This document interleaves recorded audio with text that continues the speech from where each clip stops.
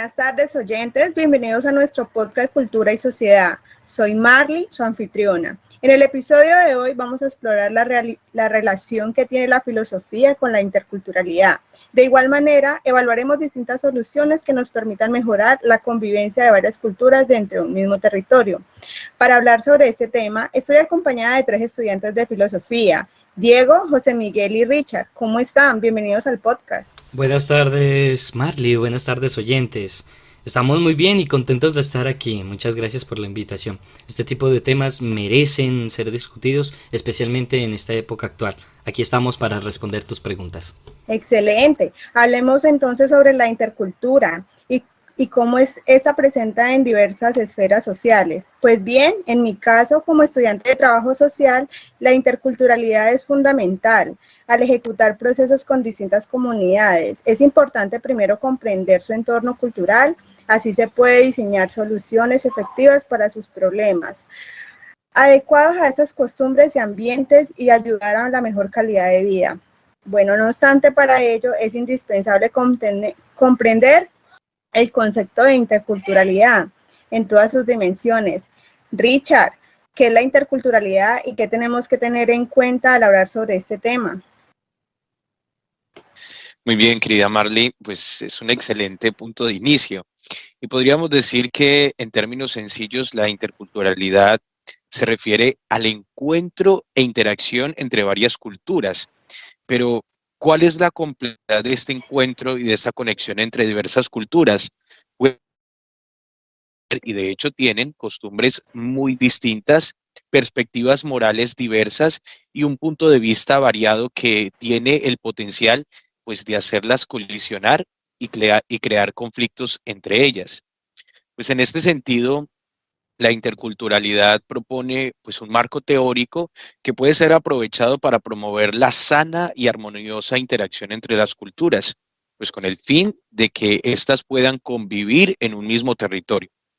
Con respecto a tu segunda pregunta, querida Marley, al hablar de este tema, tenemos que tener en cuenta todos los fenómenos que han creado los ambientes multiculturales. Uno de ellos, pues, es la globalización, la cual ha permitido el origen de empresas y otros tipos de organizaciones con talento humano de muchas partes del mundo. También hay que tener en cuenta a la filosofía, especialmente en el campo de la ética, ya que ésta nos permite definir cómo actuar con personas de entornos culturales diferentes al nuestro. Por último, podríamos decir que es muy relevante estudiar migratorios desde la sociología, con el objetivo de entender las razones por las cuales, pues, los individuos están cambiando su lugar de residencia y establecer métodos para que ellos tengan una adecuada llegada a su sitio de destino y formas que garanticen su estilo de vida. Para mí, pues creo que esos serían los conceptos más importantes en relación a la interculturalidad. Interesante tu punto, Richard. Ahora, teniendo en cuenta que ustedes están inmersos en el campo de la filosofía, me gustaría saber qué implicaciones tiene la intercultura sobre la disciplina. Diego, ¿qué nos puedes decir sobre esto? Mira, es importante esta pregunta porque las implicaciones son muchísimas. Para empezar, hay que tener en cuenta que la interacción entre distintas culturas puede dar origen a un fenómeno llamado relativismo cultural. Aquí las personas que pertenecen a distintos grupos podrían reclamar una suerte de superioridad moral sobre las otras. Vamos con un ejemplo. Si tenemos en un mismo lugar a 2 grupos de religiones opuestas, de manera mutua, estos 2 grupos podrían decir que el otro es inmoral y que a su vez el colectivo de ellos sí goza de reglas correctas. En la vida real se puede ver esta colisión de forma muy evidente, por ejemplo, entre ciertos cristianos y ciertos musulmanes. Entonces, ese sería el primer ejemplo. Lo que acabo de describir es una primera forma de conflicto que es muy posible. Por otro lado, como lo mencionó Richard, la interculturalidad tiene una conexión muy estrecha con el campo de la ética. De manera práctica, dicha conexión la podemos ver en el ámbito empresarial. Voy a poner el siguiente caso. Supongamos que soy el jefe de una empresa y quiero invitar a todo mi equipo de trabajo a un asado. No obstante, resulta que el 20% de mis empleados son hindúes. quienes son personas que usualmente no consumen carne de res y muchas veces también tienen dietas vegetarianas. Entonces, en ese sentido, para respetar sus convicciones morales, yo podría optar por invitar a mi equipo de trabajo a un restaurante italiano para comernos una buena pizza margarita y compartir un rato agradable. ¿Qué quiero decir con esto? Que las organizaciones tienen que considerar la implementación de acomodaciones o modificaciones para adaptar sus entornos laborales y sociales a las condiciones de todo el talento humano. En estos escenarios, la filosofía a través de la ética tiene un rol fundamental. Me parece interesante lo que dices, porque esto tiene relación con el trabajo social. Tú pusiste una conexión práctica entre la filosofía y la interculturalidad, explicando una solución que se puede implementar en organizaciones para lograr crear un ambiente propicio que incluya a todas las personas sin importar su trasfondo cultural. Sin embargo, a mí me encantaría saber qué opiniones existen para trabajar dentro de distintas comunidades. José Miguel, una pregunta para ti. ¿Cómo la interculturalidad y la filosofía interactúan para mejorar la calidad de vida de las personas en ambientes diferentes a los organizacionales? Tu pregunta es bastante amplia, Marlene. Sin embargo, voy a tratar de resumir la respuesta basado en unos cuantos conceptos. El marco filosófico que permite estudiar este tipo de problemas es la teoría crítica. Uno de los procesos incluidos dentro de dicha teoría es la identificación de condiciones anteriores que crearon un problema. Para entender esto, un ejemplo te pongo. Veamos la migración en Estados Unidos. Que ahora vemos tantos latinoamericanos que se están desplazando hacia Estados Unidos. La teoría crítica se encarga entonces de comprender lo que provocó este fenómeno, que sería, por ejemplo, la existencia de gobiernos autoritarios, la corrupción, las economías de poco crecimiento en países de Centro y Suramérica. Todo esto hace que las personas, las comunidades de estos países busquen un mejor lugar, busquen mejores condiciones de vida y entonces se quieran desplazar hacia Estados Unidos. Por supuesto, este fenómeno también tiene consecuencias como la existencia de ambientes multiculturales dentro de Estados Unidos, ¿sí? Con esto claro, en el tema que estamos discutiendo, la interculturalidad y la filosofía han creado soluciones para los grupos sociales afectados por los posibles inconvenientes que van surgiendo a partir del fenómeno explicado.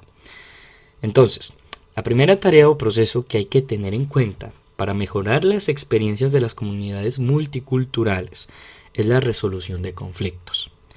Esto no solo implica que haya grupos de profesionales externos desarrollando estrategias para resolverlos, que es bueno, pero no solo eso, sino también enseñarles a las personas a resolver los conflictos por sí mismas. Hay que ayudarles a entenderse mutuamente y a que se escuchen, con el fin de generar espacios de diálogos para evitar problemas y para que se den soluciones a los problemas de manera oportuna, pero que salga de ellos mismos, que ellos puedan construir esos diálogos, evitando que así los conflictos se escalen y se empeoren. Teniendo en cuenta esto anterior, hay que preguntarse cómo se ayuda a esas comunidades a resolver dichos conflictos. La respuesta se halla en dos estrategias, que son la educación y la negociación. ¿Sí? Creo yo que son esas dos, educación y negociación. Por una parte, la educación se refiere a enseñar a las personas las diferencias que caracterizan a las culturas que cohabitan en su mismo territorio. Por otro lado, la negociación reside en llegar a acuerdos mutuos entre dichas culturas, con el fin de tener una sana convivencia. Creo que sería bueno ilustrar esto con un ejemplo. Supongamos que hay una comunidad que tiene dos grupos de personas. Uno de ellos está compuesto por individuos de la tercera edad, silenciosos y tranquilos, mientras que el otro está dominado por jóvenes universitarios, fiesteros. Naturalmente puede que el ruido provocado por el segundo grupo moleste al primero. En este caso, lo correcto es que ambos colectivos se comprendan, que las personas de la tercera edad entiendan la necesidad de socialización y de fiesta de parte de los jóvenes, pero también estos últimos tienen que comprender las preferencias por el silencio de los primeros. Luego sería correcto que ambos grupos negocien y, por ejemplo, establezcan horarios de ruido y de silencio, o que los jóvenes se diviertan en espacios de ocio nocturno. Y así, ambos grupos, los cuales son diferentes, obviamente, podrían convivir de manera apropiada. Excelente los puntos de vista que ustedes aportan a este episodio de hoy. La filosofía tiene una influencia directa sobre la intercultural, ya que es funcional a comprender y resolver los problemas que tienen las diferentes comunidades que conviven dentro de territorios comunes. En este tema es crucial en la actualidad porque la globalización propicia la creación de espacios multiculturales. En este sentido, valoro mucho los aportes que realizaron hoy. Agradezco a Diego, a Richard y a José Miguel por su tiempo. De igual manera, agradezco a nuestros oyentes por conectarse con nosotros. Gracias por estar ahí. Los invito a que nos veamos en el próximo episodio de Cultura y Sociedad. Muchísimas gracias a ti, Marley, por invitarnos y a todos los queridos compañeros que hemos podido tener este compartir y este diálogo de saberes que nos nutre y que nos edifica para nuestra propia formación académica, pero sobre todo humana. Fue un diálogo muy interesante y agradezco mucho por organizar este espacio. Gracias a todos los oyentes por escucharnos y hasta la próxima.